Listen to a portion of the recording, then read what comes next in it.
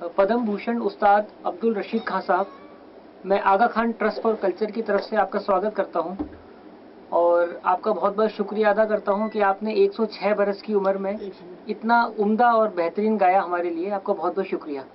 Thank you. जो आपने हजरत अमीर खुसरो का कलाम गाया और उसमें बहुत सी ऐसी बंदिशें थी जो आज हमने पहली बार सुनी जी, तो आपको बहुत बहुत शुक्रिया। मेरा पहला सवाल यह है कि आपके संगीत की तालीम कब और कहाँ हुई? मेरी तालीम मेरे घर ही में हुई। पहले मेरे वालिद से हुई और फिर उसके बाद मेरे बड़े बाबा, उनसे मेरी तालीम हुई और ये सिलसिला लगभग 22 बरस तक चलता रहा। तो ये बाबा से मतलब आपके दादाजी?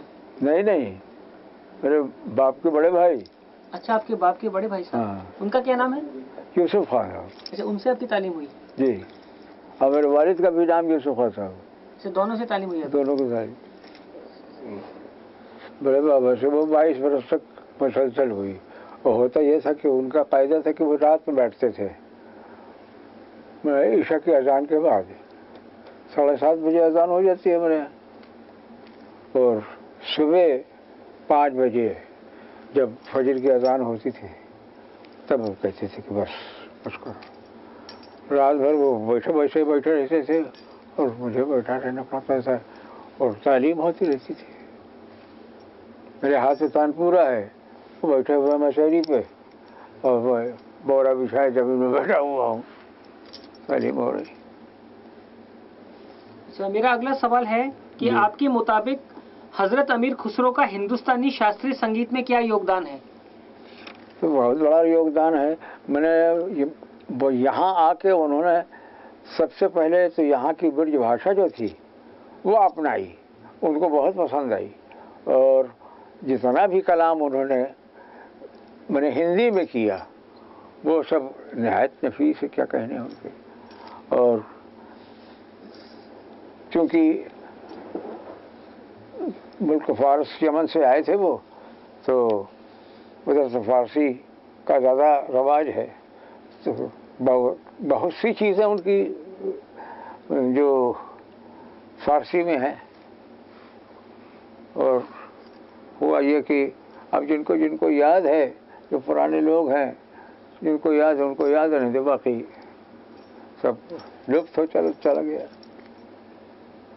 अच्छा, ये उन्होंने जो हिंदुस्तानी शास्त्रीय संगीत में जो विधाएं ईजाद की उनके बारे में कुछ बता सकते हैं आप कि कौन कौन सी नई चीज़ें उन्होंने ईजाद की? देखिए, बहुत से राग ईजाद किए उन्होंने और बहुत से ताल ईजाद किए। तो ये रागों के नाम थोड़ा बताएंगे आप? ये सनम, गनम, मरवाहा और क्या कहते हैं उनको, ये तमाम राग तमाम उनके। हिजाज भी है? हिजाज? हाँ, हिजाज, एजाज नहीं। अच्छा। हिजाज, फरगाना, ये सब उन्हीं। यमन से तो आई थे। यमन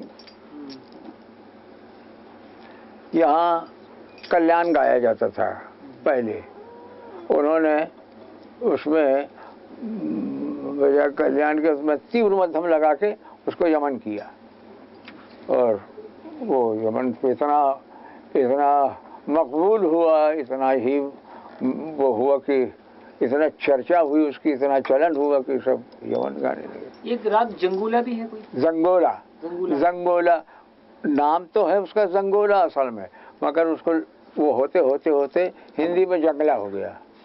जंगला।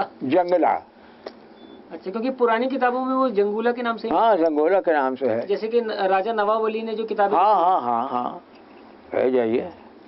अच्छा, मेरा अगला सवाल है कि हजरत अमीर खुसरो ने कौन कौन से वाद्य यंत्र ईजाद किए? सबसे पहले तो सितार ईजाद किया, इसका नाम है सहतार। सह का मतलब तीन तार। इसकी भी एक कहानी है। तो कहानी सुनाइए।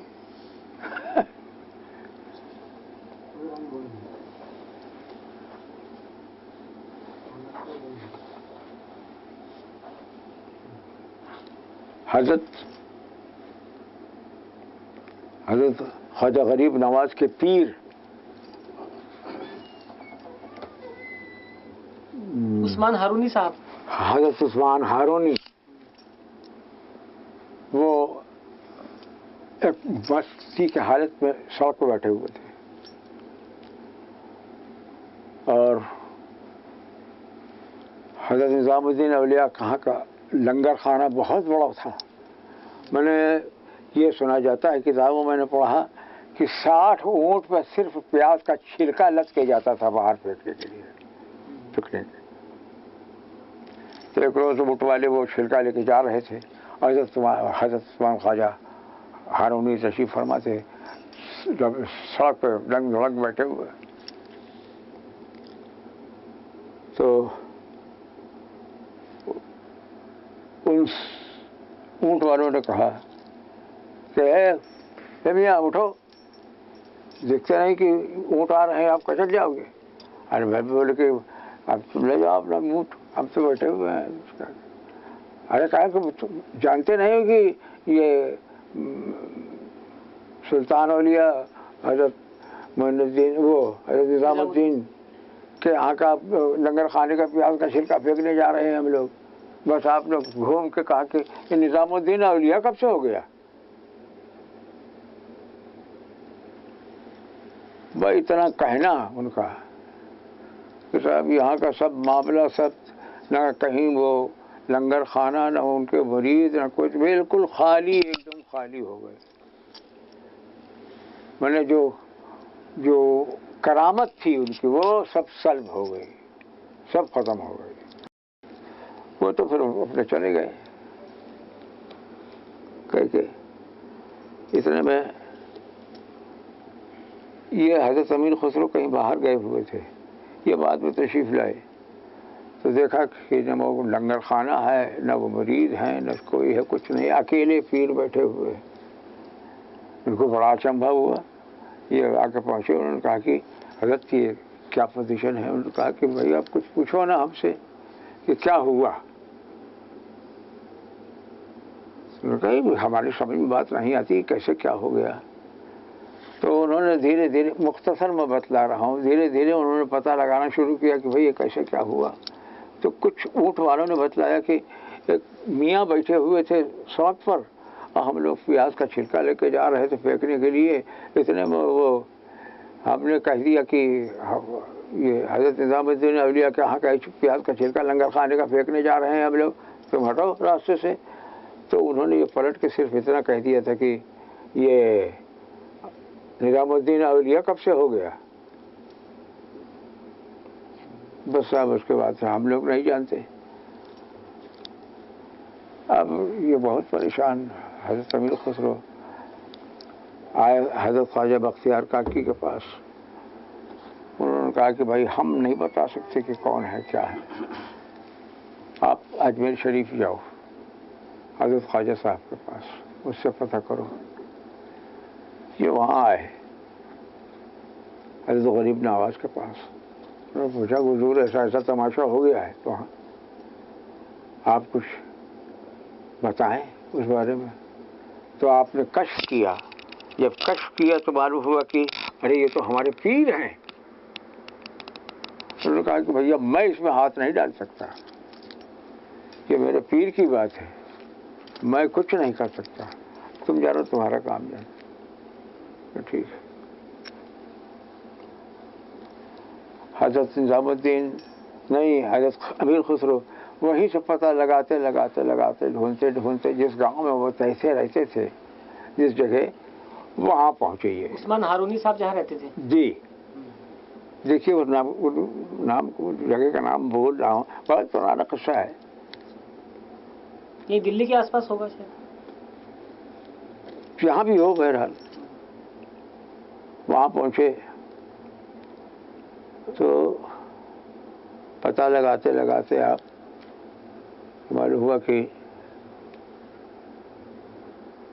آپ ہفتے میں ایک روز نکلتے ہیں اپنے بھائی ٹانگے پہ، اور ان کے ساتھ ایک لڑکا رہتا ہے، اس کو وہ بہت چاہتے ہیں.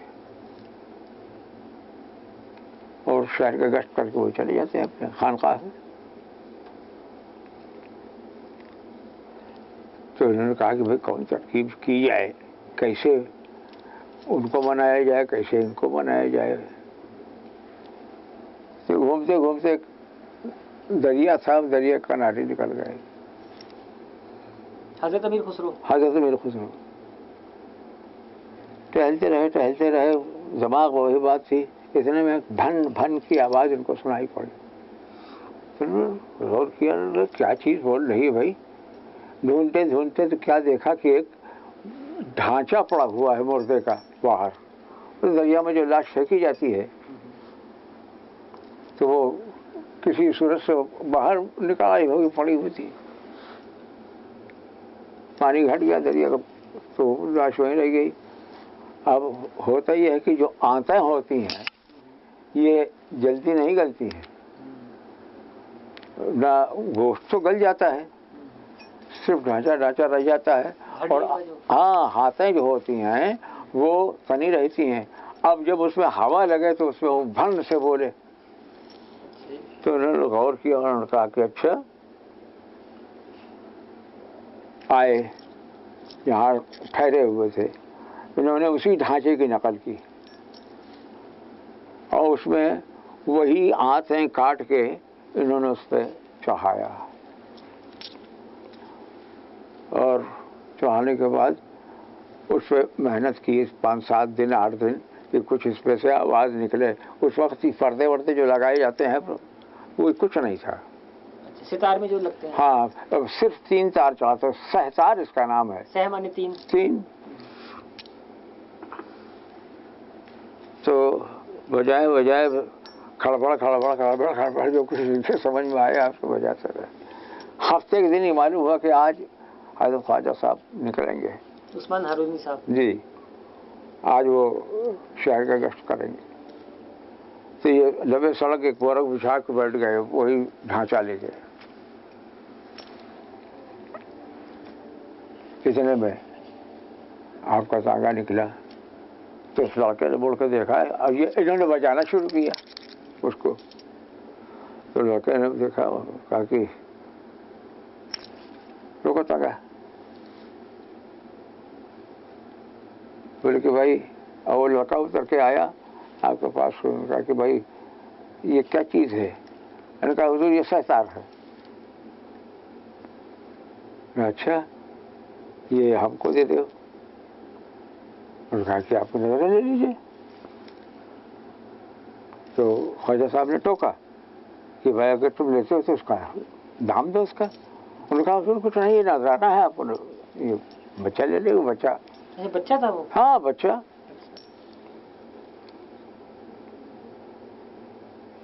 تو وہ دے دیا. اور آپ نے کہا کہ بھائی اس کو آپ بجائیں گے کیسے؟ انہوں نے کہا ہاں یہ تو مشکل ہے، کیسے بجائیں گے؟ تو انہوں نے کہا کہ اگر حکم ہو تو میں آپ کو آگے بتا دیا کروں اس کو. حضرت امیر خسرو نے کہا؟ حضرت امیر خسرو نے بچے کو کہا ہاں بچے کو سکھانے کے لیے. انہوں نے کہا آپ کا اگر حکم ہو تو میں آگے بتا دیا کروں. انہوں نے کہا ہاں آپ آئیے، فلاں ٹائم آ جایا کیجیے. وہ صاحب دوسرے روز یہ پہنچ گئے اپنے ٹائم پہ. اب بچے کو انہوں نے بتانا شروع کیا. بتانا کیا تھا، بہرحال اتنا مانوس کیا اس کو اپنی طرف، اتنا راغب کیا کہ وہ بچہ بہت ہی گھل مل گیا ان سے. ابھی حضرت عثمان ہارونی کو پتہ نہیں کہ کیا ہو رہا ہے. یہ اندر ہی اندر. تو ایک روز حضرت امیر خسرو نے کہا کہ بھائی ہمارا ایک کام کرو گے؟ میں نے کہا بتائیے کیا کام ہے؟ انہوں نے کہا صرف جو بڑے میاں ہیں ان سے اتنا کہلوا دو کہ نظام الدین اولیاء، بس. انہوں نے کہا یہ کون سی بات ہے، بہت بڑی بات ہے، کل کہلوا دوں گا میں. انہوں نے کہا ایسا نہیں، ہمارے سامنے کہلاؤ، ہمارے کان سن لیں. نے ٹھیک ہے کل آپ آئیے، اور میں نے اس وقت آپ سکھانے آتے ہیں اس سے پہلے آ جائیے۔ میں ٹھیک میں آ جاؤں گا۔ دوسرے روز یہ پہنچ کے ایک دروازے کے آڑ میں آپ کھڑے ہو گئے۔ اب وہ بچہ پہنچا، حضرت امیر خسرو، وہ حضرت عثمان ہارونی کے پاس۔ اب وہ پیٹھ پہ چڑھ گیا، اور بڑے بڑے بال تھے، اور پکڑ کے بال پر نوچ رہا، ادھر ادھر کیجیے۔ اب کہا کہ کیا ہے یار، کیا تماشا کیے ہو تو؟ اچھا بھائی ہٹو تو۔ انہوں نے کہا نہیں، آپ کہیے نظام الدین اولیاء۔ تو آپ مسکرائے۔ انہوں نے کہا کہ ارے بھائی جا تو اولیاء۔ انہوں نے کہا نا نظام الدین اولیاء کہیے۔ انہوں نے کہا نا تو اولیاء، تیرا باپ اولیاء۔ ان کا کچھ نہیں ہے، اب وہ ادھر کھڑ موٹ رہا ہے، ادھر نوچ رہا ہے، ادھر بچوں کی جیسی عادت ہوتی ہے۔ ان کا کچھ نہیں، نظام الدین اولیاء کہو، وہ تیرا دادا اولیاء۔ ان کا کچھ نہیں، کہیں جا تیری 7 پشت اولیاء۔ کہنا اب بچہ ضد کیے ہوئے کہ نہیں نظام الدین اولیاء کہو۔ ان کا اچھا بھائی نہیں مانتے ہو تو جاؤ، کہہ رہے ہیں حضرت نظام الدین اولیاء دری زر وقت۔ بس حضرت امیر خسرو سامنے نکل کے آگے پیر پہ گر پڑے۔ آپ نے دیکھا، انہوں نے کہا کہ بھائی یہ تمہارا ہی کام ہے کہ جو مجھ سے منوا لیا اپنے پیر کے لیے، اپنے پیر کے لیے، یہ بہت بڑی بات ہے۔ تو یہ ستار انہوں نے اس طرح سے بنایا؟ جی، وہ ستار پھر سہتار پھر ستار ہو گیا، وہ پردے بھی لگائے گئے اور تمام تار بھی چڑھائے گئے، اور اب وہ اس شکل میں ہے۔ ویسے پہلے ایسے تھا۔ اچھا، آپ نے جیسے بتایا حضرت نظام الدین اولیاء زری بخش پیر، زری زر بخش، اس کے معنی کیا ہیں؟ اس کے معنی یہ ہے کہ ہمیشہ نام رہنے والا، ہمیشہ تا قیامت تک قائم رہنے والا۔ اچھا، اس نام سے ان کی کوئی خیال بندش بھی ایک میں نے سنی ہے؟ ہاں ہے۔ تو تھوڑا اس کے بول سنا سکتے ہیں آپ؟ نہیں، اس وقت تو نہیں سنا سکتے ہیں بات۔ اچھا، میرا اگلا سوال یہ ہے کہ حضرت امیر خسرو نے ستار کے علاوہ اور بھی کچھ وادی ینتر ایجاد کیے ہیں؟ طبلہ ایجاد کیا، پہلے یہ مردنگ بجتا تھا، جس کو کیا کہتے ہیں، پکھاوج بجتا تھا۔ تو آپ نے اس کو 2 حصے میں کیا، کاٹ کے طبلے کی شکل کری، اور پہلے اس کو بجایا سدھار خان داڑھی نے۔ سدھار خان داڑھی نے؟ ہاں، داڑھی۔ انہوں نے اس کو، میں نے ان کے سامنے جیسے پکھاوج بجتی تھی اسی پہ انہوں نے اس کا کوشش کی، اس کے بجانے کی۔ اس کے بعد کئی تال ایجاد کیے انہوں نے، جیسے کھمٹا، پشتو اور جھپ تال، یہ آڑا 4 تال، جو تمام بہت سے تال انہوں نے ایجاد کیے۔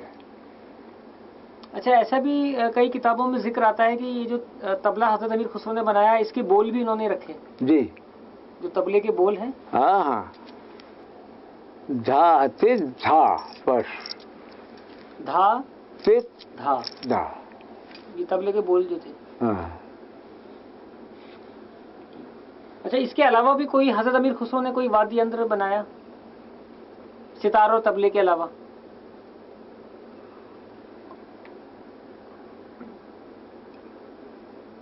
اس کی نقل کی گئی، وہ اسراج جو بجایا جاتا ہے، وہی ستار کی نقل کی گئی۔ اچھا، بس اس کے بعد ہے تو حضرت امیر خسرو نے صرف 2 ہی وادی ینتر بات بتائے۔